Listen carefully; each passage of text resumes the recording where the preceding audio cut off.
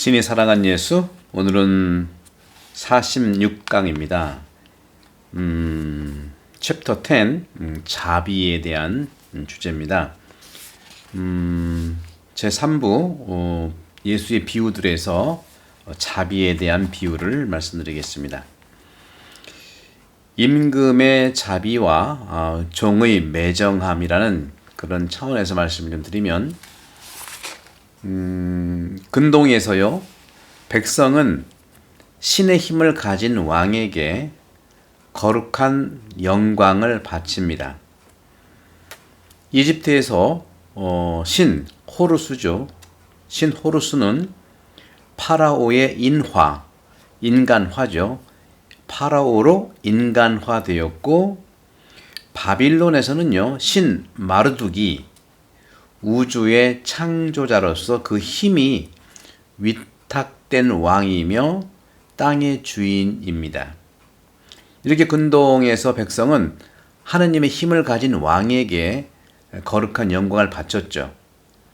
이처럼 이집트에서는 호루스 신이 파라오로 인화되었다고 하고, 바빌론에서는 마르둑 신이 우주의 창조자로서 그 힘이 위탁된, 그 힘을 위탁받은 왕이 바로 땅의 주인이라고 믿고 있는 것이죠. 그런데 성경은 이렇게 근동의 신 개념들과 다릅니다. 이스라엘의 유일하고 진정한 왕은 하느님 자신이라고 성경은 얘기하고 있고, 이스라엘은 그런 믿음을 가지고 있는 것이죠. 이집트에서는 말 그대로 말씀드렸던 것처럼 파라오가 바로 사람이 된 하느님 호루스라는 것이고, 바빌론에서는 바로 왕이 위탁받은, 즉 땅의 주인으로서 위탁받은 하느님의 힘이 위탁된 왕이고, 그 하느님은 창조주라고 얘기하는 거죠. 그런데 성경은요, 이스라엘의 유일하고 진정한 왕이야말로 하느님 자신이라는 겁니다. 이스라엘에서 하느님은 임금이 아니에요. 임금은 말 그대로 이스라엘의 주변에 있는 그 왕 제도를 이스라엘에서는 가지고 있지 않았어요.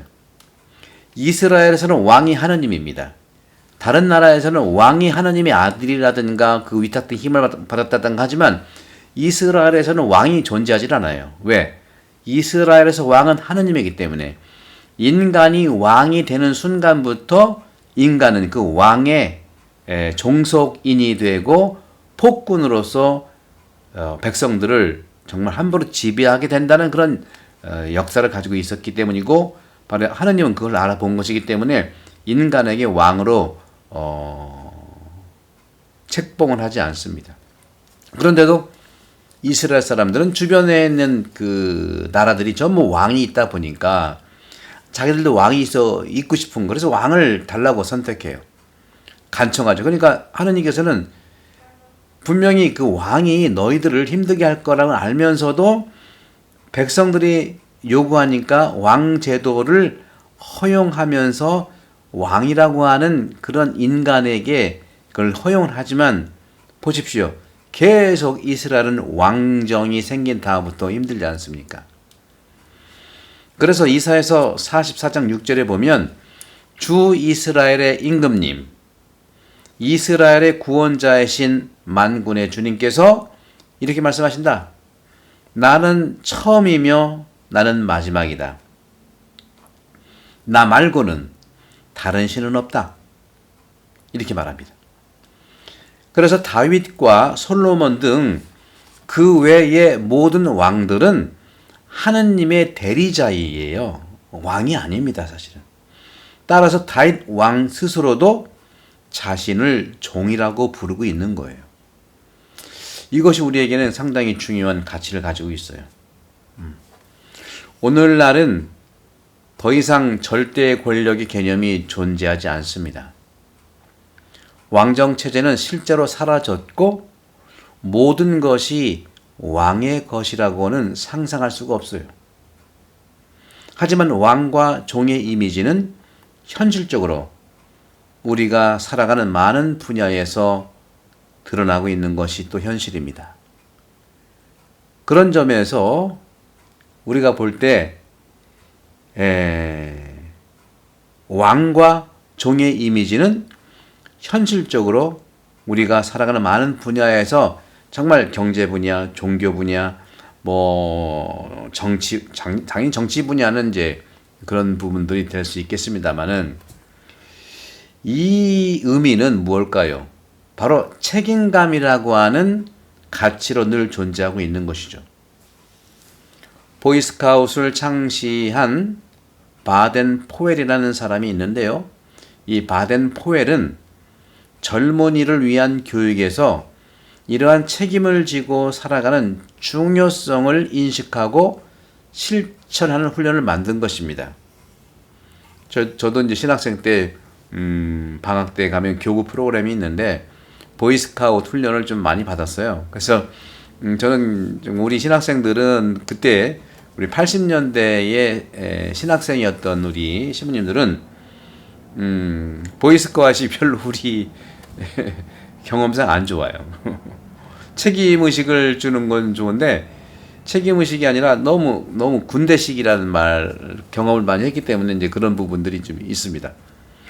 어쨌거나 오늘날 또 우리는 이런 왕정제도에 대한 것들을 많이 고민할 필요가 있다.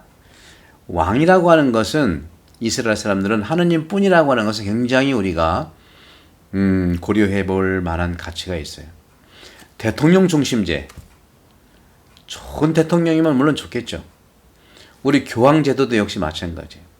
교황제도 정말로 몇 세기 동안 훌륭한 교황님을 우리가 모셔서 그렇죠.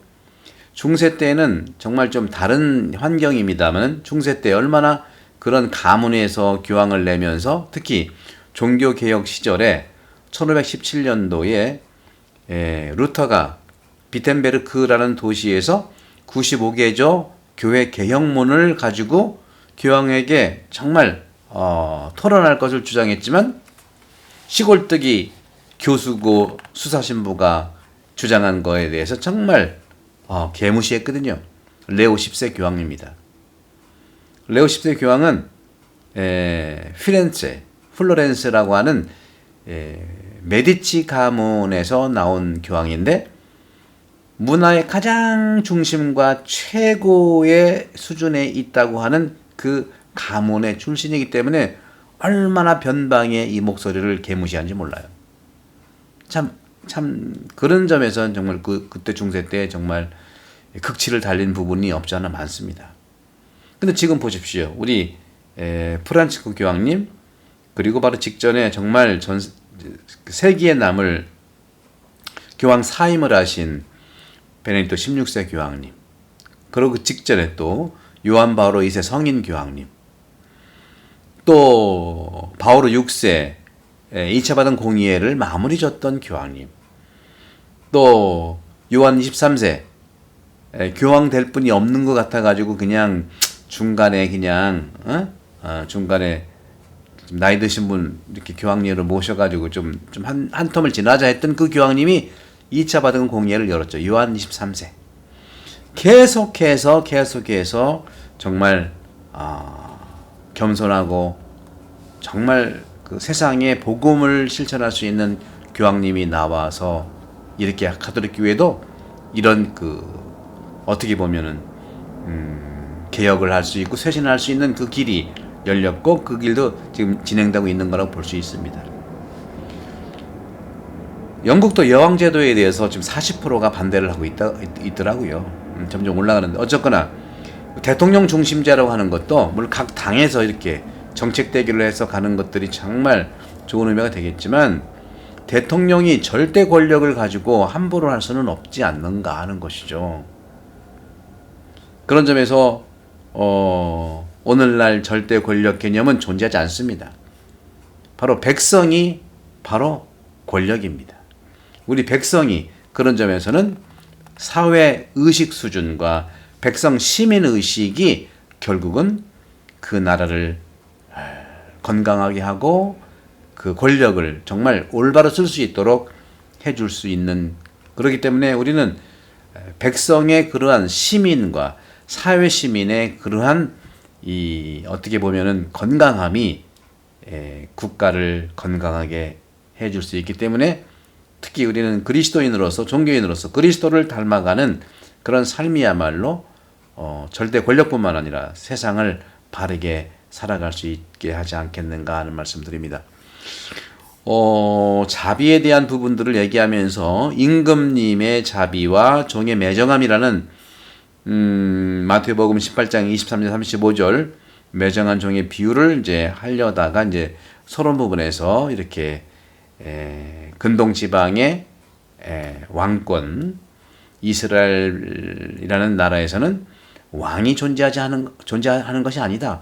하느님이 왕이시고 우리는 대리자일 뿐이다 하는 관점에서 말씀드렸고, 다음 시간에 이 매정한 종의 비유를 또 나가도록 하겠습니다. 성부와 성자와 성령으로 반복합니다. 감사합니다.